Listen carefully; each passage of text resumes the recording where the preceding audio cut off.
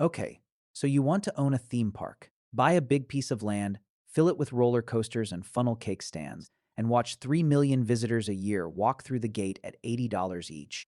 That is 240 million before anyone buys a churro. Sounds like a gold mine. It is not a gold mine. The ticket price, the number on every billboard, the number every guest complains about, is one of the least profitable parts of the entire operation. That $80 covers the rides, the staff, the insurance, and the maintenance of a facility designed to launch human beings at dangerous speeds. What remains after all of that is disturbingly close to nothing. The real money comes from somewhere else entirely. And one of the most profitable parks in the country was shut down anyway, because the dirt under the rides was worth more than the rides themselves. The story of how theme parks actually make money, and how they die while still selling millions of tickets, is one of the strangest in American business. Before you make a single dollar, you need to survive building the thing. A major roller coaster, the kind that gets press coverage, and a line stretching past a funnel cake stand on opening day costs between $20 and $30 million. That is one ride. Some signature attractions have topped $100 million, and a theme park does not run on one ride. It runs on 40 or 50 of them, each one requiring its own foundation, its own control system, its own safety infrastructure, and its own maintenance schedule that begins the day the last bolt is tightened. A full-scale regional theme park built from scratch on empty land rides, guest infrastructure, parking for 10,000 cars, water and electrical systems, commercial kitchens, backstage maintenance buildings, landscaping designed to hide the machinery behind the magic can cost $300 million to $500 million to $500 million before you sell a single ticket. Destination tier parks spend far more. Disney and Universal have poured over $1 billion into a single themed land expansion. And those expansions are additions to parks that already exist. Building a new destination park from nothing is a number most private investors cannot comprehend, let alone finance. Buying an existing park is cheaper up front, but that is where things get complicated, because not all theme parks are the same business. There is an enormous gap in this industry between what insiders call destination parks and regional parks. A destination park, Disney World, Universal Orlando, a major resort complex, draws visitors from across the country and around the world. It charges $150 or more per ticket, sells multi-day vacation packages, and operates its own hotels. It has pricing power that comes from a brand and an intellectual property library nobody else can replicate. Then there are the regional parks. A Six Flags, a Cedar Fair property, a standalone family-owned operation serving a driving radius of 2 to 3 hours. These parks compete on price. Their visitors come for the day, ride what they can, eat what they can afford, and decide every single year whether to come back. That annual decision, come back or skip a year, is the difference between a stable business and a spiraling one. The tier you occupy determines your pricing power, your per-guest spending, and in many cases, whether you survive the next decade or end up as a cautionary story told in boardrooms. Buying an existing regional park is usually the cheapest way in, but what you inherit can be worse than what you would build. Aging rides approaching the end of their mechanical lifespan, with replacement costs you did not budget for. Attractions that stopped drawing crowds 5 years ago but still cost 6 figures a year to maintain and insure. Deferred maintenance the previous owner quietly skipped to keep the financials looking clean on the sale documents. You might buy a park that looks operational and discover, your first off-season, that 2 of your 3 biggest rides need structural work that was overdue before you ever signed the contract. Here is the first thing nobody tells you when they picture owning a theme park. You are not really buying a collection of rides. You are buying a bet on a region, a demographic, and a set of weather patterns you cannot control. The purchase price tells you almost everything about which bet you are making, but it does not tell you what the rides will cost to keep running, what the insurance will look like after the first incident, or how many seasons you have before the park down the highway builds something bigger, faster, and newer than anything in your lineup. And it certainly does not tell you what happens if, one day, the land underneath your roller coasters becomes worth more than the roller coasters themselves. The moment you own the park, you inherit a maintenance clock that never stops ticking. A major roller coaster has a structural lifespan of roughly 25 to 40 years, but the mechanical systems inside it, the brakes, the launch mechanisms, the control electronics, the hydraulics that keep a 2-ton train moving safely at 70 miles per hour need constant work. A single ride can cost $500,000 to $1 million per year in maintenance alone. Multiply that across 40 or 50 attractions, and ride maintenance becomes one of the largest line items on your operating budget before a single visitor walks through the gate. And the maintenance is not optional. Every ride in your park must pass a daily inspection before it opens each morning. In many states, annual third-party engineering certifications are required by law. Your own maintenance team signs off every day. But once a year, an outside firm inspects the steel, tests the welds, and certifies that the ride is structurally sound enough to operate for another season. A single mechanical failure that injures a guest does not just generate a lawsuit. It generates headlines. And in this industry, headlines kill attendance not just at your park, but across every park in the region. After a high-profile accident at a water park in Kansas in 2016 that killed a 10-year-old boy, parks across the country saw spikes in their insurance premiums and drops in attendance at water attractions, even at facilities that had nothing to do with the incident. You are paying for everyone else's risk on top of your own. Here is the part that catches every new owner off guard. You cannot stand still.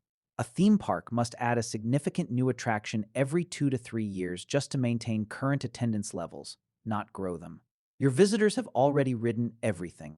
If there is nothing new to bring them back, they skip a year, then two. Then they find a new park or a new way to spend a summer Saturday. The industry has a term for this. They call it the new ride effect. Attendance bumps 5 to 15% the year a major ride opens, then settles back to baseline within 12 to 18 months.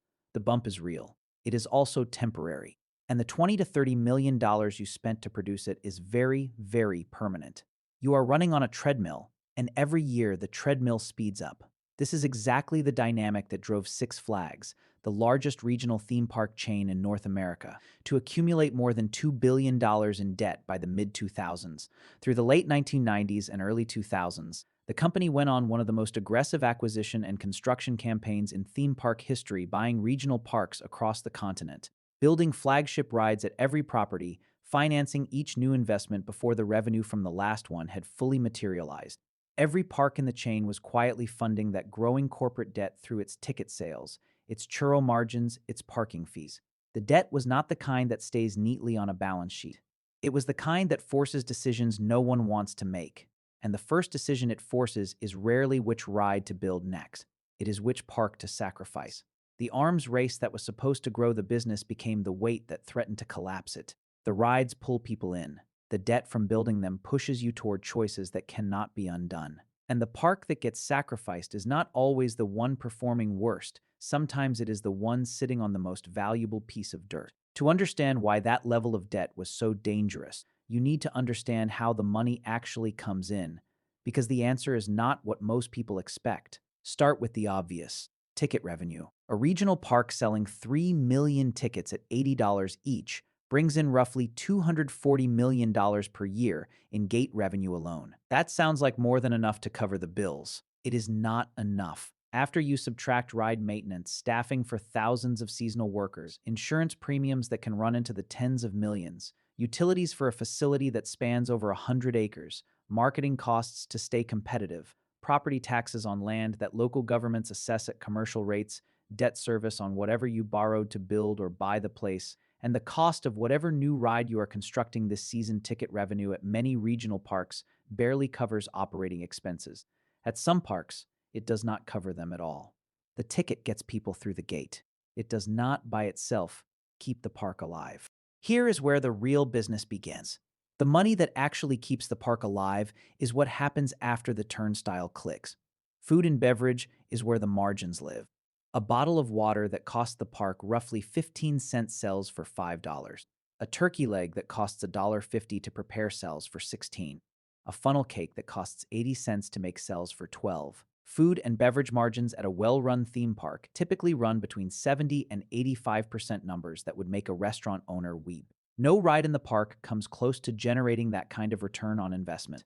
Then there is merchandise, with margins of 50 to 60%, parking at $25 to $30 per car, where the cost of maintaining the lot is a fraction of what you charge. Locker rentals at $15 each. Photo packages sold at kiosks positioned at the exit of every major ride. VIP FastPass upgrades at $100 or more per person access to a shorter line that costs the park essentially nothing to provide. Arcade games, carnival games, character meet and greet photo opportunities, birthday party packages, all of it flowing in on top of the ticket. The industry tracks all of this through one number: per capita spending. Per cap is the total amount each visitor spends beyond the price of admission. It is the single most important metric in the theme park business, and most people outside the industry have never heard of it. A well-run regional park needs per cap spending of roughly $30 to $50 per visitor to be profitable. A destination park like Disney or Universal pushes that number above $100 per visitor. A family of 4 at Disney World can spend $2,000 to $3,000 in a single weekend without doing anything that feels extravagant while they are doing it. Per cap is the difference between a park that survives and a park that closes. Two parks can have identical attendance, 3 million visitors each, and one can be solidly profitable while the other bleeds money every quarter. Because one extracts more from each visitor through better food placement, better merchandise positioning near ride exits, smarter upsell flows, and experiences designed to feel like enhancements rather than charges. The ticket price was never the revenue. It was the cost of admission to a food, merchandise, and experience business that uses roller coasters as the draw. And per cap, the amount you extract from each visitor after they have already paid to walk through the gate is a number that determines whether you survive the year or join the list of parks that people talk about in the past tense. That per cap revenue has to cover an expense machine that runs every single hour your gates are open, and in many cases, every hour they are closed. Start with labor. A mid-size regional theme park employs somewhere between 3,000 and 5,000 workers during peak season: ride operators, food service staff, maintenance crews, custodians, entertainers performing in 90-degree heat, security officers, parking attendants, first aid responders, and lifeguards if there is a water park section. The vast majority of these are seasonal hires. They arrive in April or May, they leave in October, and the entire process starts over the following spring. Turnover in this part of the industry runs above 80% per year. You recruit, train, and replace most of your workforce every single season. And the cost of that cycle, the job fairs, the background checks, the weeks of training before a 19-year-old is certified to operate a ride that moves at Pod A, is built into every operating budget whether or not your attendance grows. Then there is the maintenance most visitors never see. Roller coaster track is inspected daily, every weld, every joint, every brake fin checked before the first train of the morning leaves the station. During the off-season, entire ride vehicles are pulled from the track, disassembled down to individual components, inspected, rebuilt, and reinstalled. Wheel assemblies are replaced on a fixed schedule, regardless of visible wear. Specialized parts for older rides sometimes have to be custom fabricated by a machine shop because the original manufacturer went out of business 15 years ago. A park with 40 to 50 attractions might employ over 200 maintenance technicians working year-round, including the 6 months when the gates are closed and zero revenue is coming in. The rides stop earning the day the season ends. They do not stop costing. Ad marketing. You are not only competing against other theme parks. You are competing against every other way a family of 4 can spend $400 on a Saturday a day at the movies with dinner, a weekend camping trip, a water park closer to home, or simply staying in with a streaming subscription that costs less than a single funnel cake. In a crowded entertainment market where attention is the scarcest resource, a regional park might spend $15 to $25 million per year on advertising pie and promotions just to stay visible enough that families choose your park over the beach. And then there is everything else. Property tax on a facility that can cover 100 acres or more of commercially assessed land. Insurance that covers everything from a guest slipping on a wet walkway to a catastrophic ride malfunction to a lightning strike during peak hours. Utility bills for running a facility with hundreds of electric motors, commercial kitchens producing food at industrial scale, water treatment systems for log flumes and lazy rivers, and climate-controlled indoor attractions that run air conditioning all summer. The total operating cost for a mid-size regional park before you add a single new attraction can run somewhere between $100 million and $200 million and $200 million per year. And that new ride, the one you need every 2 to 3 years just to keep attendance from sliding backward, adds another $20 to $30 million on top of that. The expense machine does not pause. It does not slow down during a bad year. And every dollar you cut from it makes the experience your guests receive slightly worse, which makes next year harder, which makes the cuts feel more necessary. So you have a business where the ticket barely covers operating costs.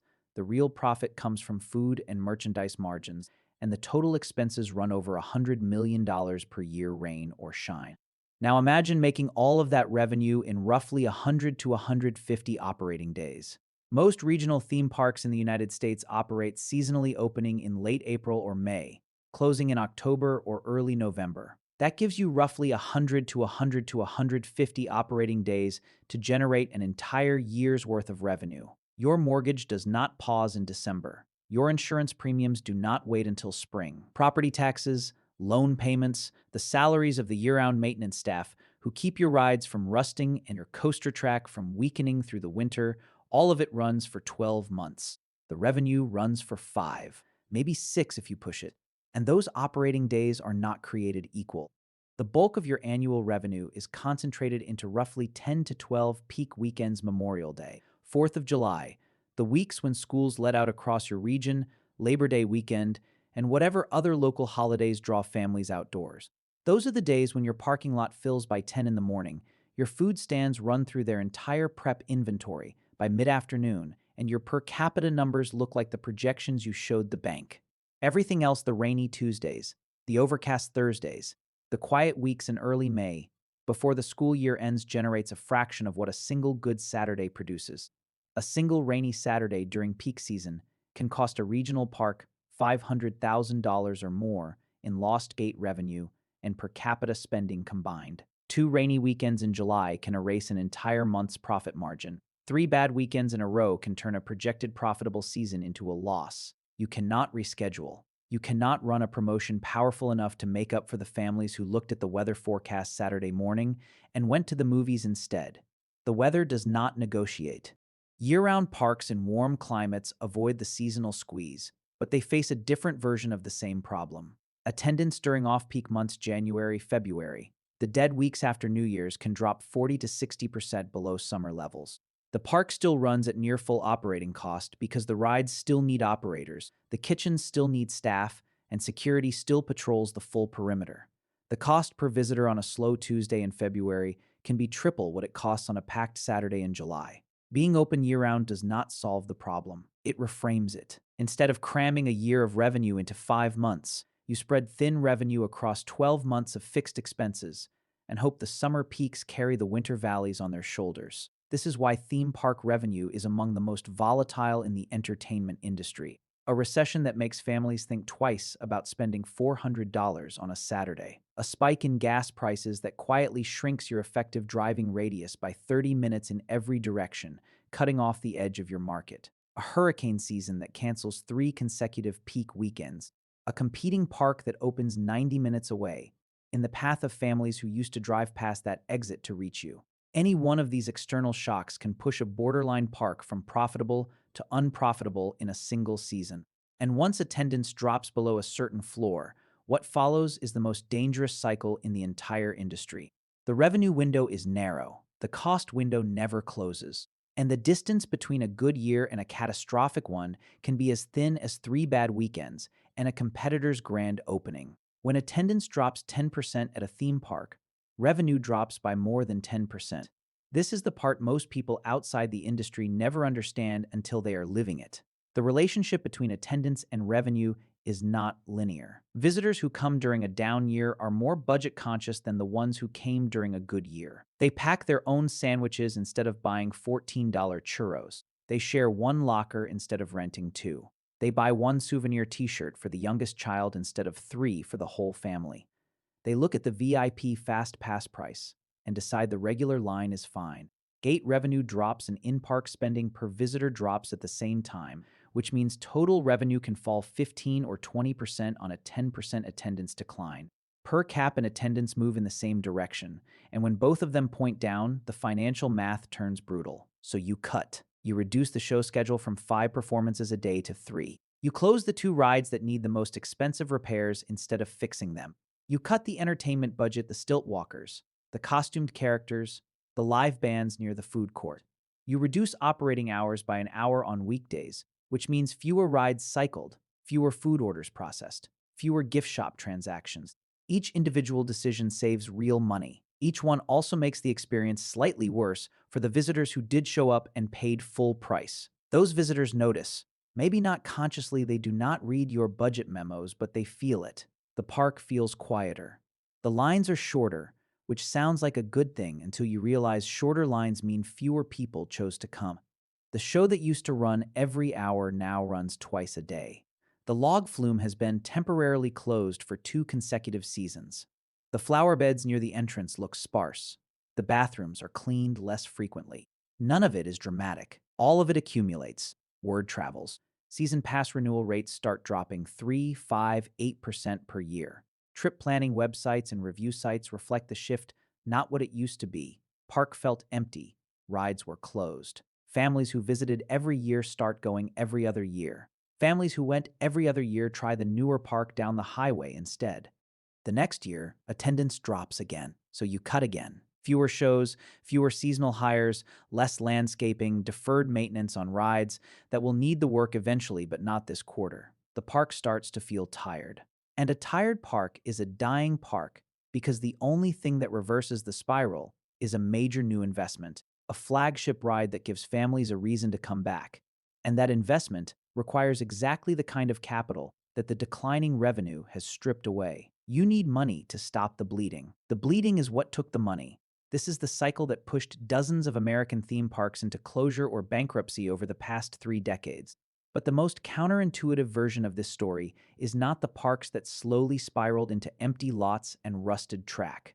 It is the park that was still drawing over 2 million visitors a year, still profitable, still operating, still beloved by the families who grew up riding its coasters, and was closed anyway, because the land underneath the roller coasters had become worth more than the roller coasters themselves. The death spiral does not always look like an empty parking lot. Sometimes it looks like a corporate spreadsheet where a column labeled land value quietly overtakes a column labeled annual park revenue, and a boardroom decision hundreds of miles from the turnstiles ends 37 years of summer memories in a single phone call. Astroworld opened in Houston, Texas in June of 1968. It was built by Judge Roy Hofheinz, the same man behind the Astrodome, on 57 acres of land adjacent to the stadium complex along the South Loop. Within its first decade, the park had become the premier theme park destination for the entire Gulf Coast region.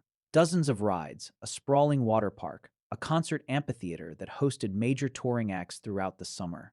Six Flags purchased Astroworld in 1975 and invested heavily in expanding it new roller coasters, new themed areas, additional acreage that eventually grew the property to over 100 acres, and seasonal events that extended the operating calendar. For most of the next 2 decades, it was exactly what a successful regional theme park is supposed to be: well-attended, well-maintained, and generating steady profit for its parent company. Through the late 1990s, Six Flags went on one of the most aggressive acquisition campaigns in theme park history. The company bought regional parks across North America and into Europe, adding properties at a pace that required enormous amounts of capital. Virtually all of it was financed through debt. By the mid-2000s, Six Flags carried more than $2 billion in long-term obligations. Every park in the chain, including Astroworld, was now effectively funding that corporate debt through its revenue. The churro margins, the parking fees, the per capita spending from millions of Houston families all flowed upward to service loans that had been taken out to buy parks in New Jersey, Illinois, and Montreal. The parks were profitable. The company was drowning. Astroworld's attendance had softened from its peak, partly from competition with newer entertainment options in the sprawling Houston market, partly from hurricane seasons that disrupted summer weekends, partly from a local economy that swung with oil prices. But the park was still drawing roughly 2 million visitors a year. It was still operating every season, still profitable at the park level, generating positive cash flow that went straight to the corporate balance sheet. The problem was not that Astroworld was failing. The problem was that the 104 acres of land it occupied, in one of the fastest-growing metropolitan areas in the country, had become worth more as a real estate development opportunity than as an operating theme park. The land was the asset. The park was the obstacle. After the 2005 season, Six Flags announced that Astroworld would not reopen. The decision was not made in Houston. It was made in a corporate office far from the turnstiles. The rides were dismantled and shipped to other Six Flags parks across the country. the Texas Cyclone, the Ultra Twister, the serial thriller, each one unbolted from its foundation and loaded onto flatbed trucks like inventory being redistributed from a closing warehouse. Within months, a park that had operated for 37 consecutive years was a flat stretch of cracked concrete and bare dirt along the South Loop Freeway. The land sat largely undeveloped for years afterward. 3 years after Astroworld closed, in June of 2009, Six Flags filed for Chapter 11 bankruptcy protection, listing approximately $2,400,000,000 in debt. The company that had sacrificed a profitable park to service its financial obligations still could not outrun the math. Astroworld's closure did not save Six Flags. It delayed the reckoning by just long enough for the 2008 financial crisis to finish the job. Keep this in mind if you ever think a profitable park means a safe park. Astroworld was drawing 2 million visitors a year the season before it closed. It took one corporate balance sheet to turn 37 years of roller coasters, water slides, and summer memories into an empty lot along a freeway. The line between an operating park and a demolished one was not one dramatic event. It was a sequence of financial decisions, each one made for perfectly rational reasons, each one making the next one more inevitable. The parks that survived the era of closures and bankruptcies did it by changing what they were selling. Instead of competing on rides alone, a race that demanded endless capital and produced returns that evaporated within 18 months, the survivors found ways to extend the visit and extract more from each hour a family spent inside the gates. Halloween scare events and holiday light festivals turned 150 operating days into 200. Water parks bolted onto existing properties gave families a reason to arrive at opening and stay until close. Resort hotels transformed a 6-hour day trip into a 2-night weekend stay, and per cap spending roughly tripled when guests slept on property because every meal, every evening, every morning became another opportunity to spend. The destination parks went further. Disney and Universal invested billions in intellectual property, driven themed lands, the Wizarding World of Harry Potter, Star Wars Galaxy's Edge, Super Nintendo World, where every surface, every smell, every menu item was designed to extend the fantasy and extract revenue. A turkey leg became a themed turkey leg and cost $2 more. A gift shop became a wand shop and sold $40 wooden sticks at margins above 90%. These parks push per capita spending above $100 per visitor. A family of 4 can leave a weekend at Disney World $3,000 lighter without doing anything that felt extravagant at the time.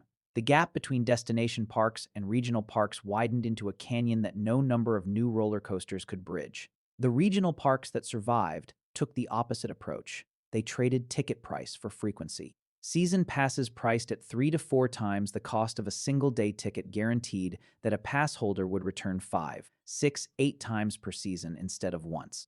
Each individual visit generated less revenue. A season pass holder pays less per entry.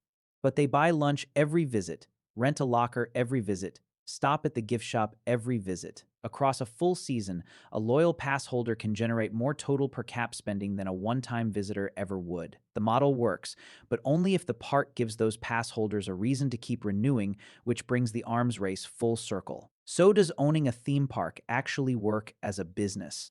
The honest answer depends entirely on which park and which decade. In the optimistic scenario, you own a destination property with pricing power, intellectual property partnerships, resort revenue, and per capita spending above $100. This is the outcome that made Disney Parks and Experiences into a segment generating over $30 billion a year. In the realistic bad year scenario, you own a regional park. Attendance softens, per cap drops. Your season pass holders are your most loyal customers, but your least profitable per visit. The new ride you financed is not producing the attendance bump you projected. Insurance is climbing. Property taxes are climbing. And the developer who has been calling about your land just raised his offer by 20%. The ticket price, the number on every billboard, the number that looks like the business was never the business. The business was always the hours. How many hours a family was willing to give you, and how much you could extract from each of those hours before they walked back to their car. A theme park looks, from the outside, like a collection of rides. From the inside, it is a single, tightly connected financial system where every attraction's fortune is quietly tied to every other attraction's, to the weather, to the economy, to a corporate balance sheet hundreds of miles away, and to the spending decisions of every family that walks through the gate. The park is not really the business. the hours inside it are.